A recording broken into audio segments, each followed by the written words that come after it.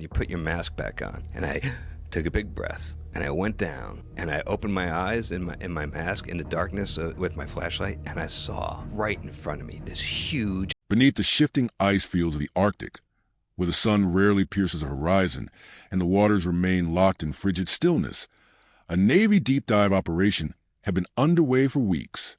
It was a sort of mission that normally attracted no attention beyond classified channels, a mix of research and reconnaissance in one of the most remote and inhospitable regions on the planet. What the team was officially seeking was never disclosed to the public. Yet, for reasons that electrified every corner of the internet, Elon Musk stepped forward with details about what the Navy's divers had witnessed, and his account stunned both casual observers and scientific communities. The Arctic Ocean is an alien world even in summer, when the thinning ice barely conceals near-freezing waters and crushing pressures that only advanced submersibles and reinforced diving suits can endure. According to Musk, the Navy had deployed cutting-edge military-grade technology to move beneath the ice sheets, carving through pitch-black corridors far below the surface. For days the mission was routine mapping, sampling, monitoring. Then came the anomaly. The first signs appeared as erratic sonar returns, clusters of shapes moving in patterns no marine life could mimic. The Navy's systems are designed to filter clutter, yet these signals were persistent and oddly responsive to the diver's presence. Pressing deeper into an ice-walled channel, the divers sensed they were being watched. What emerged from the darkness defied classification.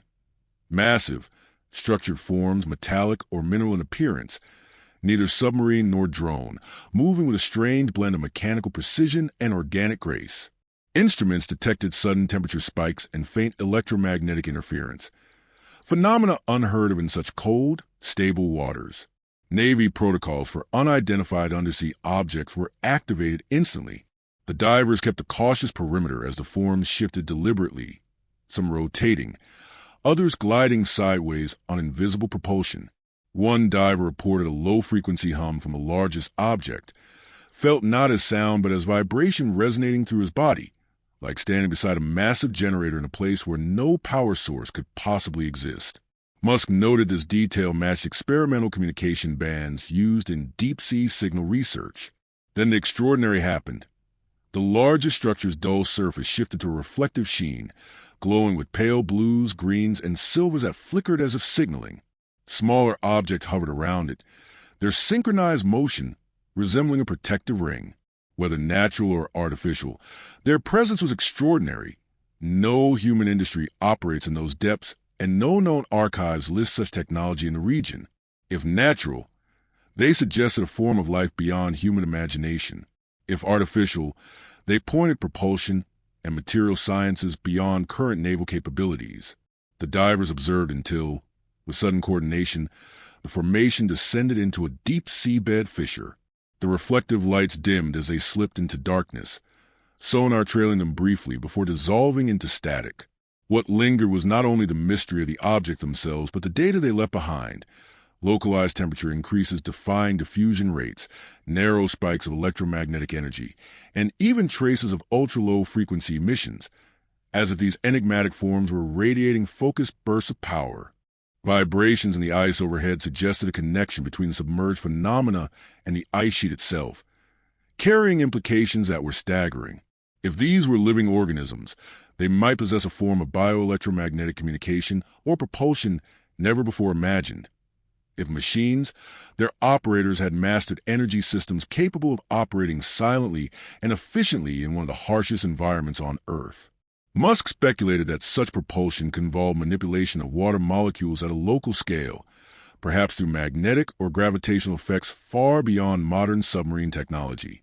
The encounter underscored how little humanity understands of the Arctic depths, where vast tracts of seabed remain unmapped and thick ice thwarts satellites and navigation.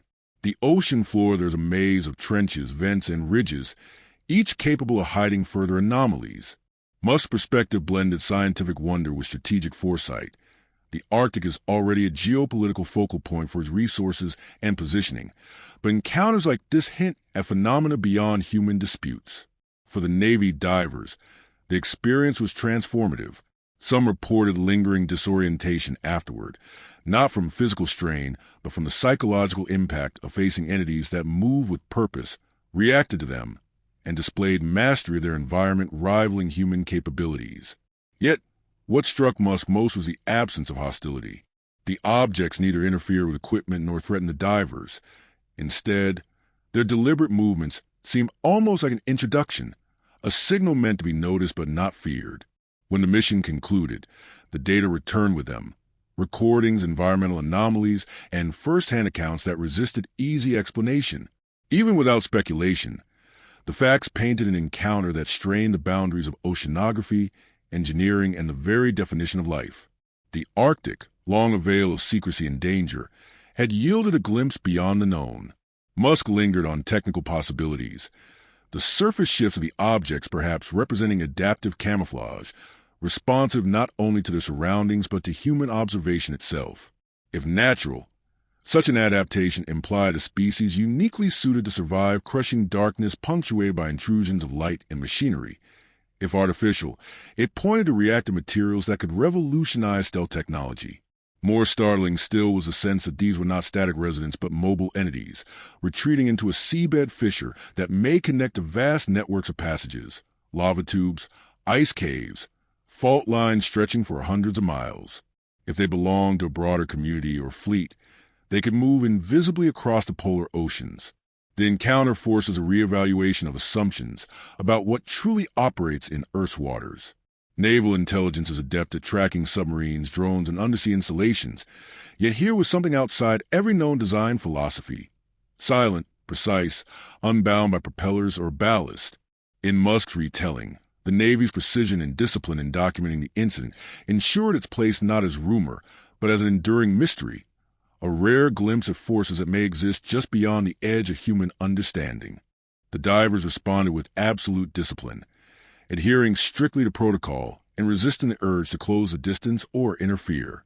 Every movement was deliberate, every reading double-checked, every angle documented, a methodical dance of curiosity and caution that exemplified how to face the unknown without escalation.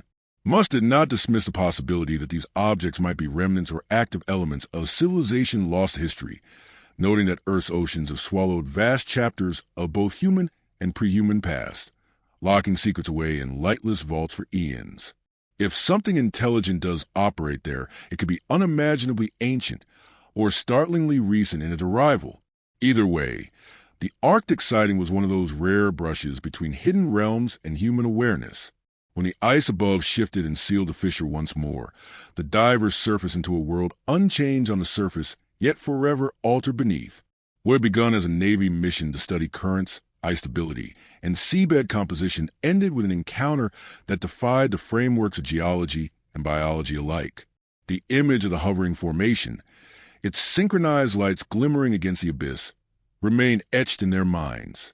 For Musk, the true significance lay not only in the mystery, but in what it revealed about humanity's unreadiness to probe beyond its current frontiers.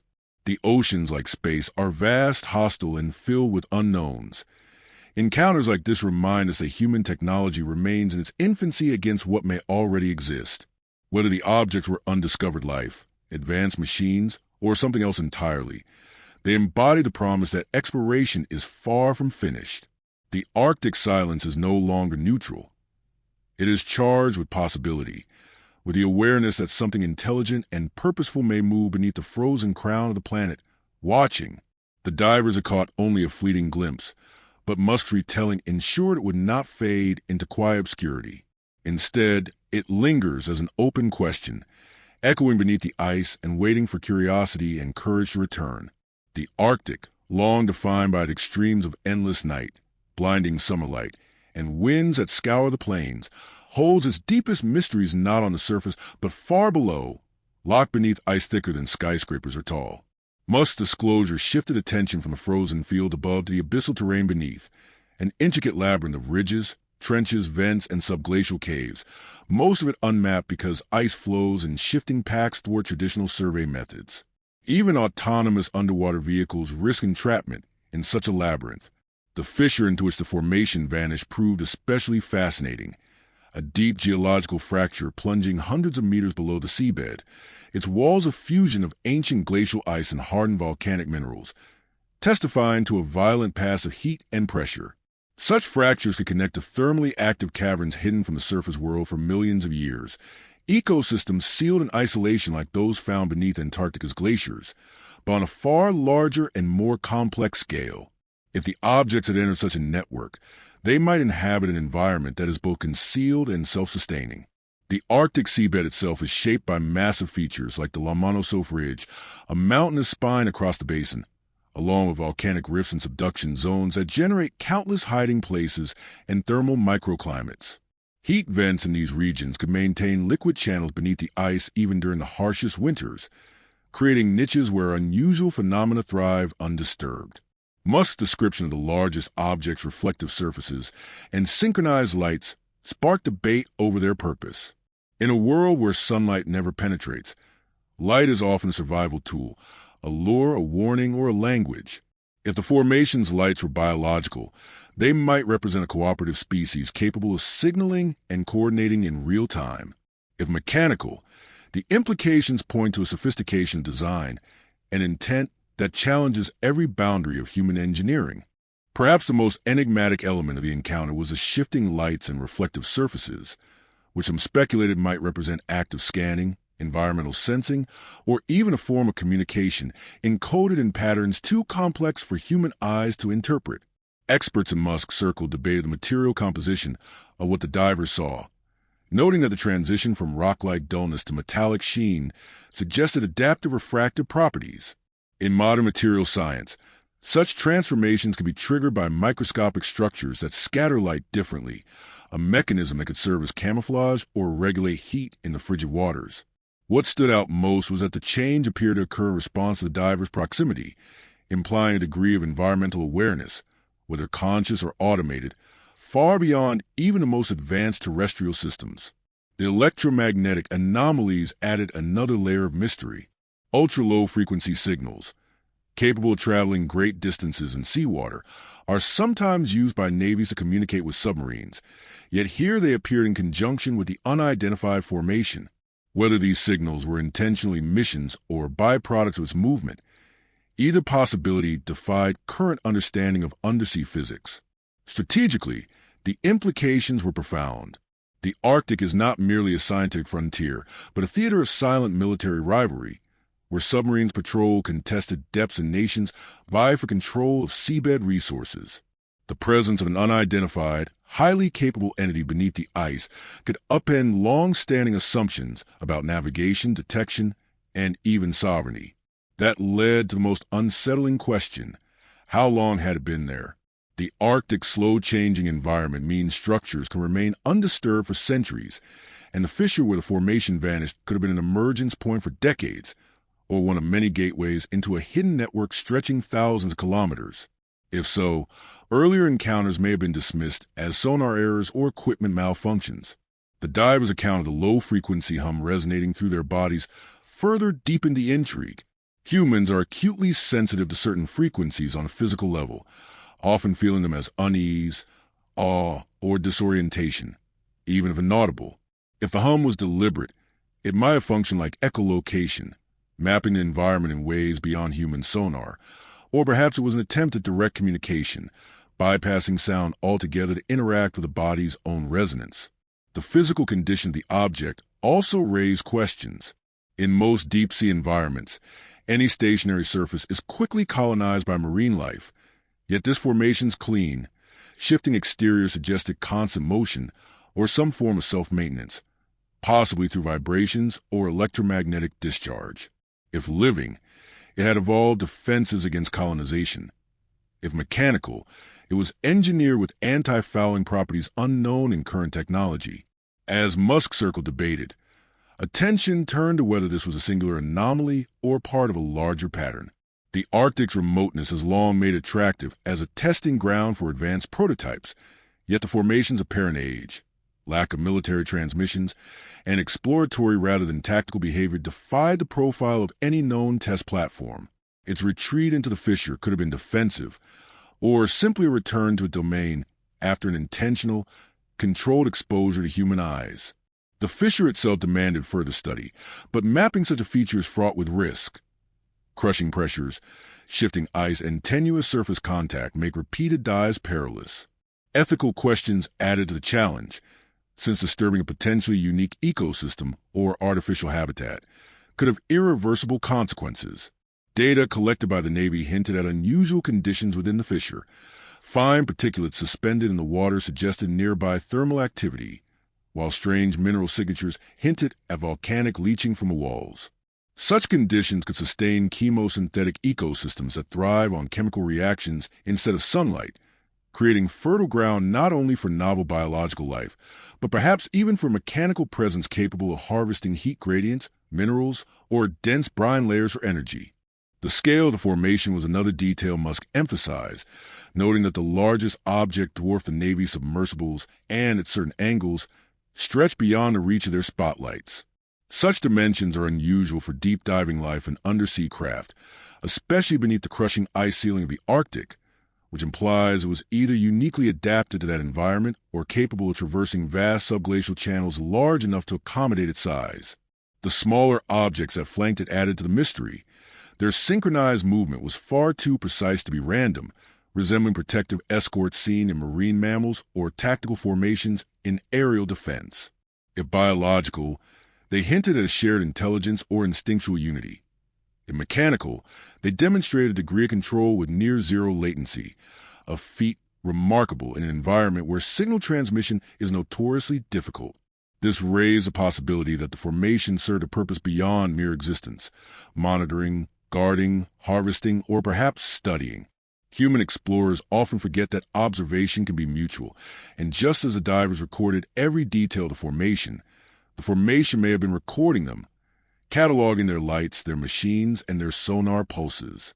Such a reciprocal awareness is rare outside encounters with known intelligent life and suggests the unsettling possibility that this meeting was not random at all. Musk also drew attention to the broader context. The Arctic functions as Earth's climate regulator, its ice and currents influencing weather and circulation worldwide. An entity, living or constructed, operating consistently in this environment might have an understanding of these fluctuations that rivals or surpasses humanity's most advanced climate models. The thought that autonomous actors unknown to science could have a stake in Earth's stability is a concept that bridges mystery, policy, and science alike. Despite the crushing pressures and total darkness, the divers maintained perfect composure in the presence of an object the size of a building, their professionalism ensuring that the encounter was documented in remarkable detail. In the days following Musk's account, oceanographers and engineers circle around one undeniable point. Humanity's knowledge of the deep ocean is still fragmentary at best, and the Arctic, barred by ice and perpetual night, is among the least explored. That it could harbor unknown, perhaps ancient or even advanced, phenomena no longer seems far-fetched. Instead, the Arctic transforms from a frozen wasteland into a hidden, dynamic realm of movement, heat, and possibly intelligence, where geology, biology, and technology might converge in ways beyond current human understanding. The improbability of any object navigating that environment with such fluid precision fascinated scientific circles. Subsurface currents beneath the ice are chaotic, shaped by pressure ridges, ice keels, and abrupt temperature shifts, and many of the channels are barely wide enough for passage. Yet the formation maneuvered without hesitation, with flawless synchrony. This suggested either long-term familiarity with the labyrinth or a form of navigation that does not rely on conventional sonar or vision at all. In robotics, maintaining orientation in obstacle-rich environments requires immense real-time data processing, yet these structures displayed a sensory system far beyond human-built vehicles, whether organic echolocation or a technological equivalent. The local seafloor added further intrigue. Core samples from nearby regions revealed high concentrations of rare earth elements, magnetite, and other magnetic minerals, which might enable navigation through subtle variations in the magnetic field, similar to cues used by migratory animals. If the formation exploited such abilities, it could move effortlessly through the Arctic labyrinth. Thermal imaging from the mission revealed a faint halo of warmth where the formation had lingered, persisting long enough to be measurable despite the cold water's rapid heat-leaching properties. Such localized heating could signify propulsion metabolism or controlled chemical reactions designed for buoyancy or environmental regulation, evidence of efficient, sustained energy output. Reports also describe the surfaces as smooth and streamlined, with no drag-inducing protrusions, allowing nearly silent movement by minimizing turbulence. In Arctic waters, where sound travels faster and farther, this stealth will be invaluable, serving as both camouflage and adaptive response to pressure and temperature. Strategically, such a capability is staggering. A biological or artificial craft able to operate undetected for long periods beneath the polar ice would have access to a vast, shielded domain beyond satellite reach and surface vessels, free to traverse thousands of miles unseen. In a world where polar resources and security interests are converging, such an ability, whatever its origin, reshapes the boundaries of what is possible beneath the ice.